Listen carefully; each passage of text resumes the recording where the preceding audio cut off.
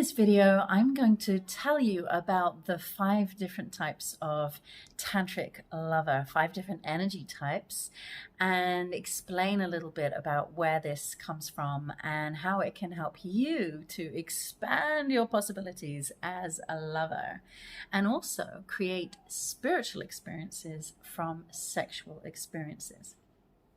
So in a little summary, there are so many different ways of looking at our lovemaking and our energy. But one way, which comes from ancient Tantra, from actually Kashmiri Shaivism, which is very much a root of Tantra from Kashmir in India. Now, Kashmiri Shaivism was a philosophy that was fascinated by how this physical human experience, where we're like animalistic and have desire and passion, how can this be connected to this kind of spiritual experience that sometimes people have when they feel interconnected to all that is, and how can we go from a physical human experience into a spiritual experience? What's the recipe for getting there? And so one of the ways, they call it like rolling back the carpet, or the tattvas, is to move through different elements, different energies that take you on a path from the earth to the heaven. And one part of the tattvas is working with the elements. You may have come across this in chakra theory or in yoga or somewhere else on your path.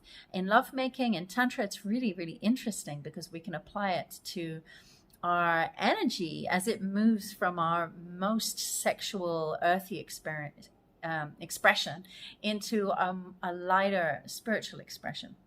And this is the beauty and the alchemy of Tantra, is rather than splitting apart our sexuality and our spirituality, they're actually brought together on a continuum, and one can take us to the other. In fact, not only that, but the stronger we allow the sexual energy to run, the more powerful the spiritual experience can be, because the sexual energy is like the rocket fuel that takes you higher. So let me tell you a little bit about where we go, and then I'm going to break down each of those elements so you can go a little deeper in, work out what kind of lover you are, and maybe where you want to expand your repertoire. So what we're looking at is basically working with the 5 lower chakras, which are correspond to the 5 elements. So the first chakra, that's connected to your perineum, your anus, the base of your body, the part of your torso, like sits down. I'm sitting now on a chair. Boom, I feel there is my root anchoring me to the earth. And for that reason, it's connected to the earth element. And this is about being an earthy lover, an earthy person, a person that's connected to the earth and the physical. The second one is the second chakra, and this is above the pubic bone. So some people talk about the lower belly, but it's also connected in to the uterus and the prostate gland. So it's also got a connection with our sexuality. In a way, there's a different type of sexuality in each one, and I'll come to that later when I go through each video, each element. But the second chakra is a different quality. If the first is the earth, and it's where we're anchored into the earth, into the physical, the second is more our water element. It's our sensual. So first is more sexual, penetrative energy. Second chakra is more watery, sensual energy. It's almost like the masculine and feminine of our sexuality. And when I say that, I mean within each of us. So to have a well-rounded sexuality, you kind of need to have both. So both that kind of rhythm and flow. And if you just develop one, there's always kind of like a piece of your sexuality missing out on the full picture. So we'll come to that later. If you over-identify with being masculine or feminine, maybe you just express one or the other, and then you realize you're missing out on the other one. So earth and water. Next, we move to the third chakra. This is moving away from the sexual area. This is moving up into the solar plexus area between the rib cage and the navel. And so we may think, well, how do I have a sexuality there? But the sexual energy in Tantra, we want it to rise up through our body and include all the chakras. So here we're looking at our passion, our fire. This is the element of your power, which isn't power over someone else. It can be. That's a very distorted way of using power. But to have healthy power is about being able to claim your space in the world. Just simply show up and say, I am here. This is me. So there's no need for power manipulation to be powerful. We have a lot of learning to do about power. Many of the models of power that we have in the modern world are abuse of power, or power over. Someone else has to be put down for you to feel your power. This is not the healthy power that we are trying to achieve in Tantra. We are in Tantra looking a lot more at what is healthy power. How do I show up in this world as myself? How do I occupy my space? So we're looking more at this kind of power. And this is important in our sexuality, in our creativity, in our expression. This is a very important piece. And to be able to meet somebody else in a healthy way, like, this is my hands making love, to be able to meet someone else in a healthy way, we need to both be able to be empowered. That's healthy. If one person has all the power, then we get unhealthy power dynamics. So this is a very important part of our sexuality, and it's where our fire and our passion and a lot of energy rises. So it's a very important element. Are you a fiery lover? So that's our first three: earth, water, fire. And then what? So the next is the heart chakra in the center of the chest.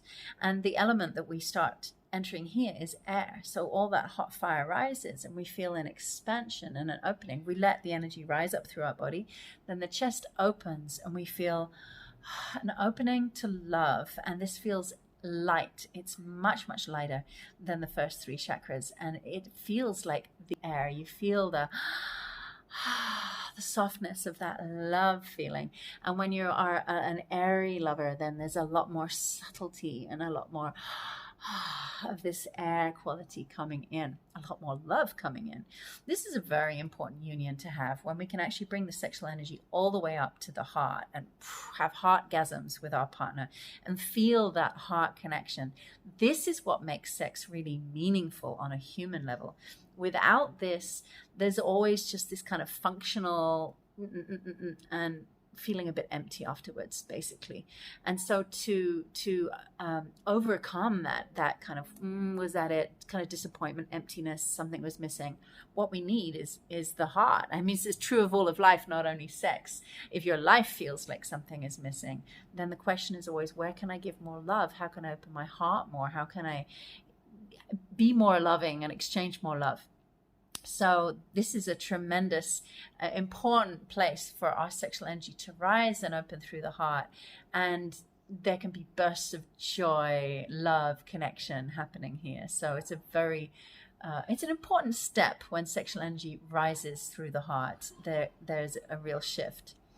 But it doesn't have to stop there. Although love is amazing and an incredible thing, there's more on the journey. And that is moving even beyond this feeling of love and connection with others into the throat, the Shuddha chakra, which helps the energy rise into the head, into the higher centers to expand the mind.